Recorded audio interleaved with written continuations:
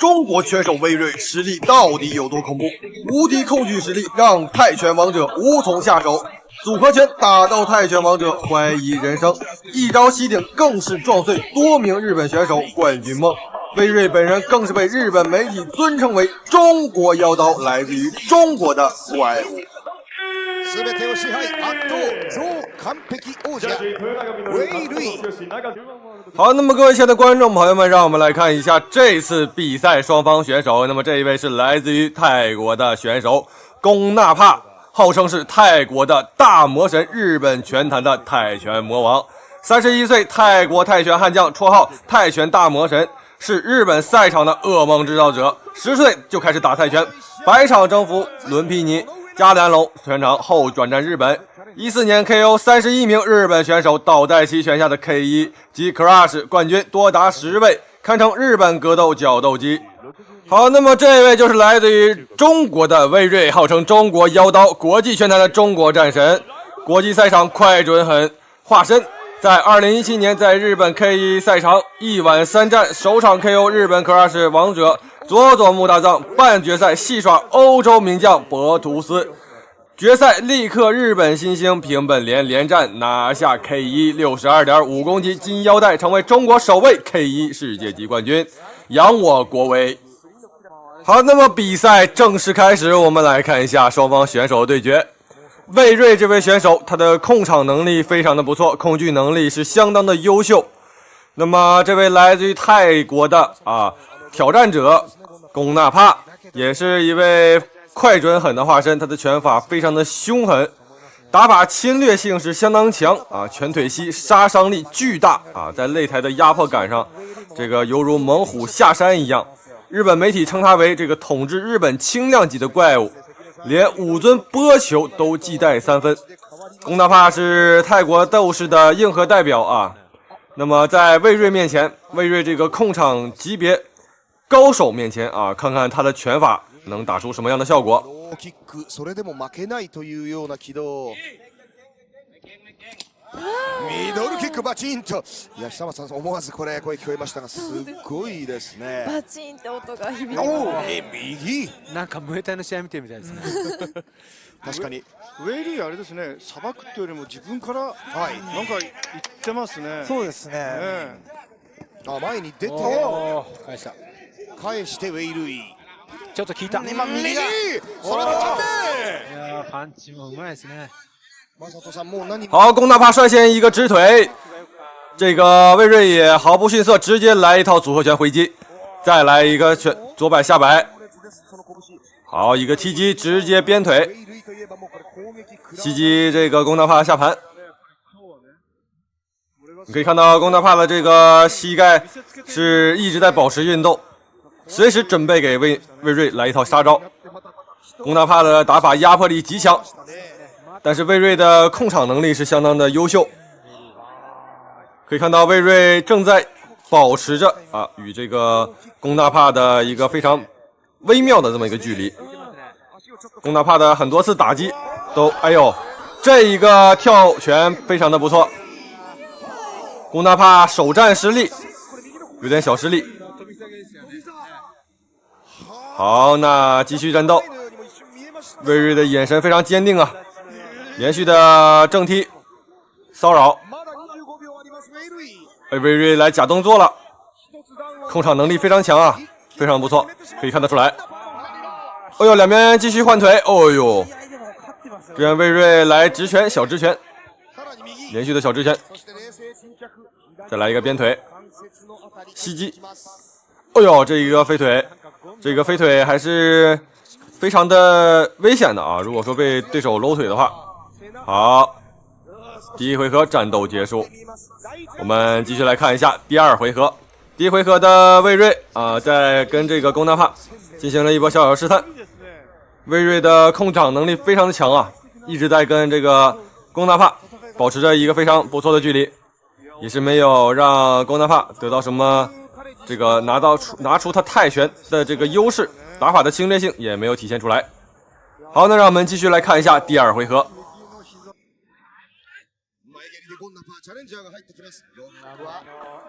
这个龚纳帕的这个大摆拳看起来力道非常的凶，哎呦，两边继续对拳，魏睿的拳头非常的猛，躲闪非常及时。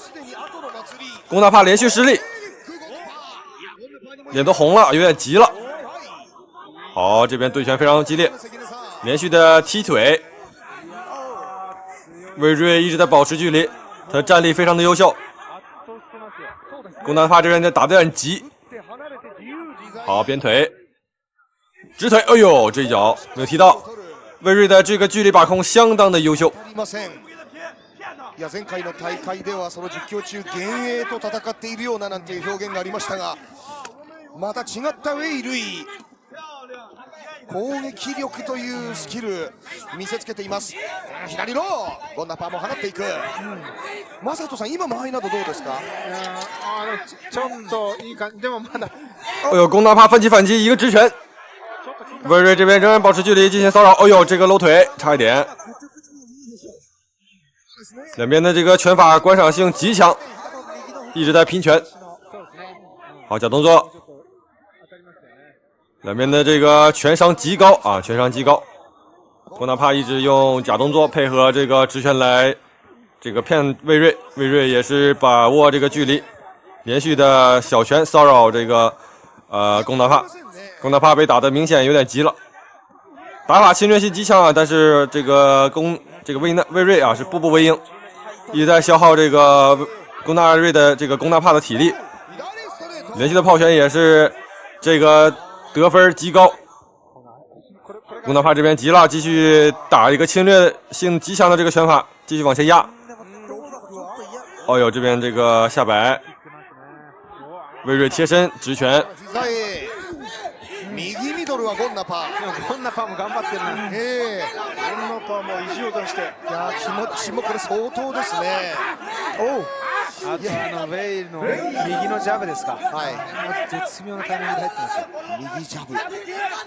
これこれ止めたんですよね。はい。今はその右何かこうつっかえ棒のようにして相手を止めます。左へ回って左。ストレート。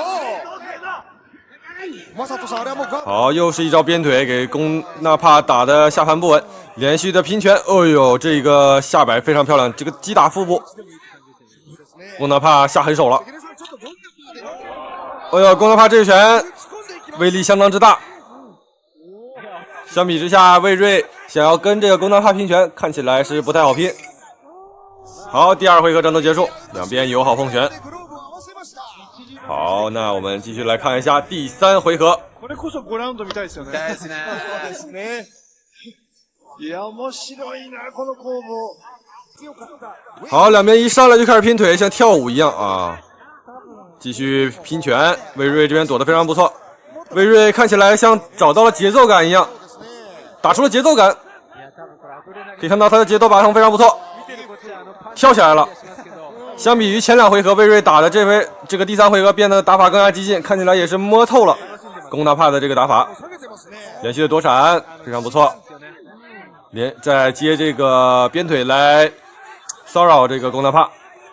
龚大帕现在相当难受，一直被这个魏睿牵着鼻子打。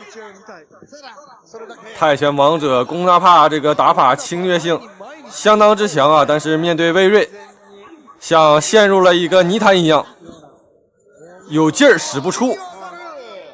魏睿这边连续后退，但是不忘反击。哎呦，魏睿这边打得相当不错，这个打出了节奏感，节奏是牢牢把控在自己手里。龚大帕这边已经上头了，追着打，但是有效击打太小了。男前の試合してますよ。ゴンナパーも。いやすごいな。いや久松さんちょっとこれ想像できないような領域でしょう。そうですね、ゴンナパ選手全然倒れないですね。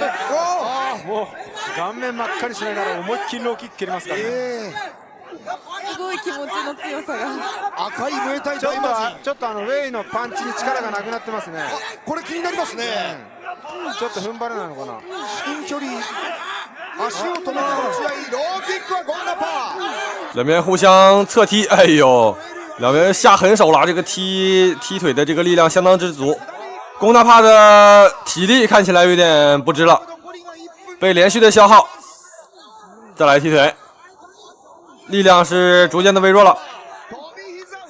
龚纳帕这边后退，被魏睿消光地了体力。魏睿这边势头仍然足，节奏是非常的好。好的，魏睿这边进攻相当猛，开始反击了吗？哎呦，这边挨了一拳，问题不大。龚纳帕这边进攻相当凶猛啊，但是势头是越来越不足了。好，连续的躲闪不错，魏睿这边躲闪的这个反应力是相当之快。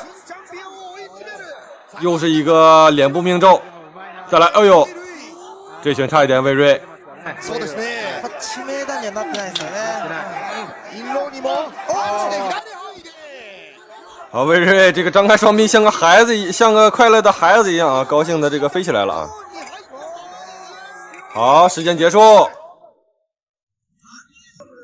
，3回合战斗结束。最后魏睿虽然说没能 KO 对手，但是看起来有效击打数是仍然远高于这个龚纳帕。那么让我们来进入最后的一个宣判。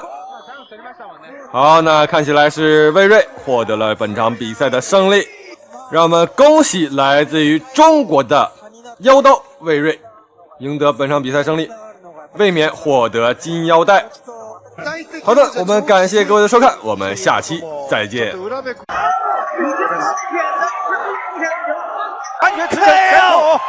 韩国拳王目中无人，惨遭中国拳王弟子1秒9记右勾拳，韩国拳王更是被当场打哭，金世基眼睛都不眨一下，实在是目中无人。此前韩国选手也是派出多名拳王踢馆中国拳坛，金世基这小子啊，更是狂妄宣称大韩民国拳术世界第一。好，那么大家可以看到，这个非常嘚瑟、扭着六亲不认、二步不迈、妖娆舞姿的嚣张选手，就是来自于韩国的重炮手拳王金世基。好，大家也可以看到，这个家伙脸上也是挂满了自负嚣张的笑容啊，仿佛在中国的冠军已经是自己的囊中之物一样。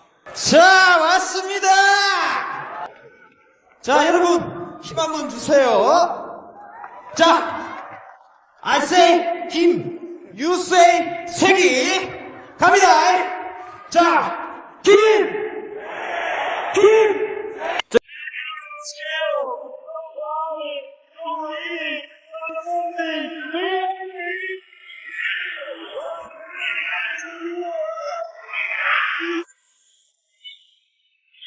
他是号称俄罗斯的西伯利亚铁闸，175磅级的人形精密核武，23胜1负12 KO 的冷血战绩，1.83米的铁塔身躯，搭配72英寸的钢铁臂展，6连冠 WBA 轻重量级无可争议的霸主，出拳精度90%，如同手术刀钻颅，5连发直白组合拳，快到残影结账 ，L 型变向脚步，鬼神莫测，迎击命中率95%，让重炮手当场怀疑人生。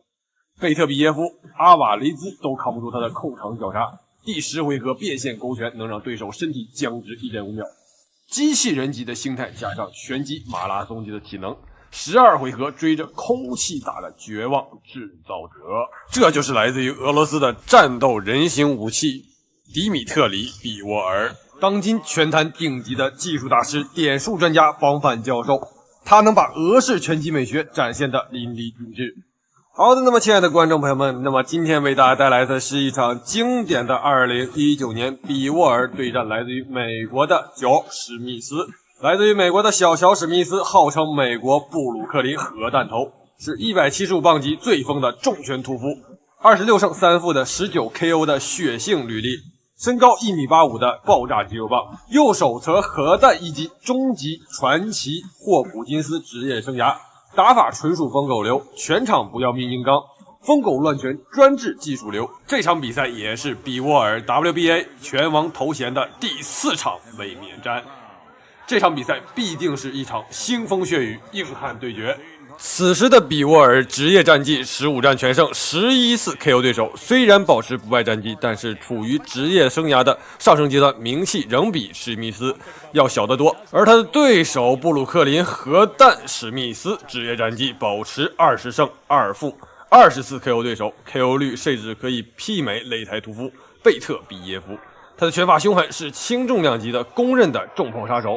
不过，对付这种重炮杀手，比沃尔有着自己独到的一面。要知道，阿瓦雷斯和比特比耶夫这些足以重拳威震拳坛的悍将，都败在了他的拳下。开场阶段，比沃尔如同西伯利亚猎豹般灵动，前手刺拳高频出击，精准戳中史密斯面部，瞬间撕裂对手节奏。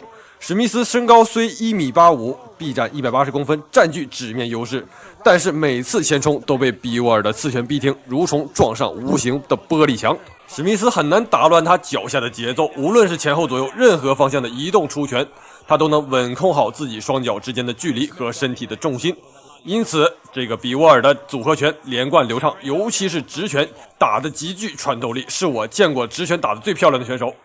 在中段的这个赛场，史密斯展现布鲁克林核弹头的本色，疯狗乱拳风格全开，右手重拳虎虎生风，试图用压迫感压撕碎比沃尔的冷静，但比沃尔的俄式节拍器技术展现威力 ，L 型变向脚步鬼神莫测，史密斯的重拳总差毫厘。比沃尔抓住机会，5连发直摆组合拳如同鞭子抽打，史密斯太阳穴重拳眩晕，但斗魂野兽硬扛不倒，反扑几拳却如同疯狗咬空，徒留狼狈。此时拳台中央，史密斯占据主动，但无法转化成有效打击。比沃尔的阵地战更胜一筹，组合拳不断猛攻，犀利程度让拳迷尖叫。比沃尔展现了西伯利亚铁闸的风采，凭借精准刺拳与组合拳控制节奏，在前半场就拿到了点数优势。随着回合深入，比沃尔的体能优势开始显现，机器人级的心态让12回合保持高度的输出。史密斯虽然斗志昂扬，但技术粗糙的短板被无限放大，太阳穴多次被比沃尔击中，眩晕后反扑被比沃尔轻松化解。第12回合，比沃尔完全控制局势，组合拳如同暴雨倾泻。史密斯虽然不屈抵抗，但是已经无力回天。最终裁判比分109比119。比沃尔点数完胜，职业生涯最要脸的胜利之一，卫冕 WBA 重量级拳王。这场经典的中远距离阵地战，比沃尔用稳健的技术与精准打击诠释了精密核武的统治力。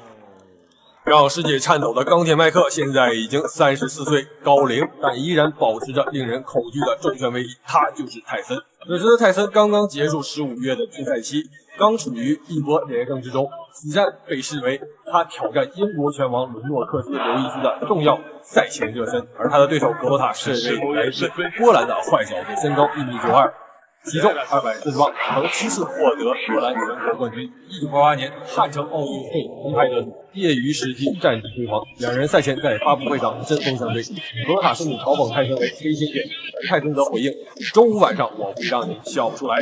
比赛开始前，现场2万多个座位早已座无虚席，门票从75美元到2500美元不等。泰森和格罗塔分别获得1000万和220万美元的入场费。泰森在赛前称重时体重225磅，明显低于对手的240磅，这让人不禁怀疑他是否做出了充分的准备。然而，据赛后报道，泰森可能在赛前吸食了大麻，这让他在比赛当中显得格外的兴奋和不可预测。随着裁判的低声令下，比赛开始，泰森像一只激热的猎豹一样扑向对手，他的左包防守姿态，双手高举遮挡面部的姿态，让格罗塔难以找到有效打击点。泰森的进攻如同潮水般生猛，他每一记直拳和摆拳都带着惊人的力量和精准度。比赛进行到2分48秒时，泰森抓住了一个致命的时机，当格罗塔退守回拳边角时，泰森突然推进，一记右勾拳如闪电般从下至上爆发，精准命中格罗塔的下巴。格罗塔应声倒地，裁判立即开始比赛。泰森站在一旁，眼中闪烁着冷酷的光芒，仿佛在等待猎物丧失战斗力。然而，随着铃声响起，格罗塔奇迹般的站了起来。在回合结束后，格罗塔曾2次恳求教练阿尔泰托停止比赛，声称自己的脖子已经受伤严重，但泰托拒绝了他的请求，认为比赛仅进行了1个回合，决定不了任何东西。第2回合开始后，泰森的攻势更加凌厉，他像一台精密的下入机器，不断利用快速移动和进行压迫打破格罗塔的节奏。格罗塔虽然依然身高不可占优，但是泰森的顶动身材和低重心让他能轻松突破内线，是的是必须。格罗塔试图通过搂抱战术延缓泰森的速度，但裁判未给予有效指导。泰森无视这些小动作，持续用组合拳攻击对手头部。格罗塔的左眼角被直接打爆，血流不止。颧骨出现了明显骨折，更严重的是 X 光检查他的骨椎出现了一道裂纹，同时扮演脑震荡，一阶段停止。第二回合结束后，罗塔的教练再次试图让他回到前台比赛，但是这次罗塔坚决拒绝了。他不仅拒绝戴上牙套，还提倡了骗子的裁判。面对这种情况，裁判不得不宣布比赛结束，真被判定为艺术性指导为正。然而赛后。这场比赛赛后，泰森被检测出体内含有大麻成分，一些根州运动管控委员会裁定泰森处以3个月在处罚，并将比赛结果由泰森 TKO 获胜改为无结果。这一决定让斯片的观众们感到震惊和愤怒。他们原本期待一场公开对决，却因为泰森的无敌行为未能得到完整的比赛。这场比赛虽然只进行了2个回合，但是它却成为了拳击史上充满争议的经典一战。泰森的重拳威力得到了验证。这场比赛也被世人称之为恶人对决。中国拳坛抗日名将魏睿全盛时期到底有多强？踢馆日本 K1 大赛，身法无敌，让外国选手根本摸不着头脑。一招膝顶直接撞碎泰国拳王冠军梦，更是把日本拳击界新秀平本莲当场打哭。最后更是被日本媒体尊称为来自于中国的怪物。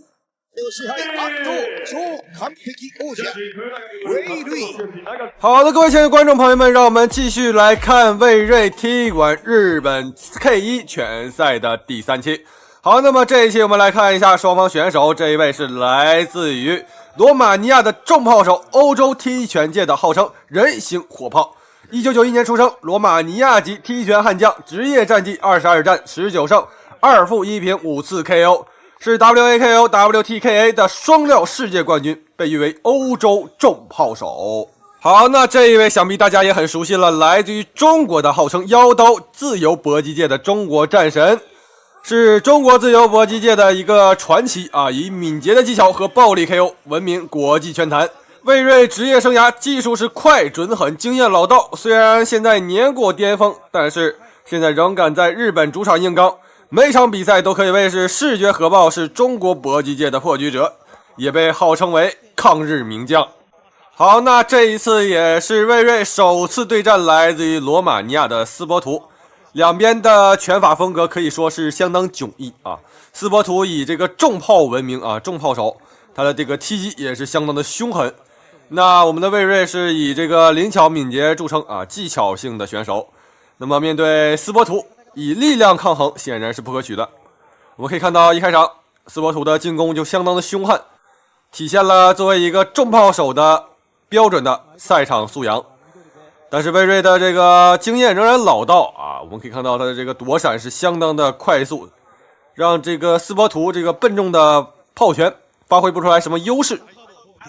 これがね、やっぱりウェイルイのテクニックがね、どうさばくかですよね。対外人選手に負けたことないっていう。哎，这边魏睿失误被抓取了，但是还好，对手的这个进攻没有取得太高的效果。魏睿的躲闪还是相当及时，及时脱于与这个斯波图的这个战斗。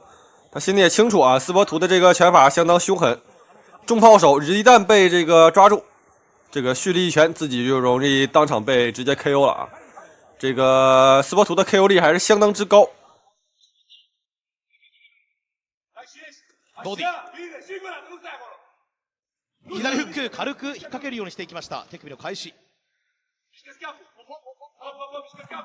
おおストレート、谷山戦は最後の第3ラウンドアッパーもブンブン振ってきたスペトク、そこに至るまではしっかりと戦いを作ってきました。左ミドルもう一つ。哦呦，斯波图的这个拳法和腿法都相当硬啊，进攻力度相当之足。可以看到是一出手就是全身的力量带动这个腿部肌肉还有这个拳部。可以说这个拳法如果说一旦 KO 的话啊，一旦击中的话，魏睿就有点凶多吉少。我看得出来啊，魏睿的这个躲闪啊，之前的几场比赛我们也能看得出来，魏睿的这个躲闪是相当及时，反应能力是相当的迅速啊，经验也是相当老道，拳商是相当之高，靠脑子来打这个比赛的一个选手。距離が遠い。蹴りもそうです。パンチも届きません。なかなか左膝。右に出た。今うまかった。距離が近い。ハイキック、つま先が少し当たったで、これミドルも強烈ですね。ローキックから最後右のローにまたつなげたスペトゥク。関口さん、もらわないですね、ウェイルイが。ウェイルイ、あと滑らかですよね、攻撃が。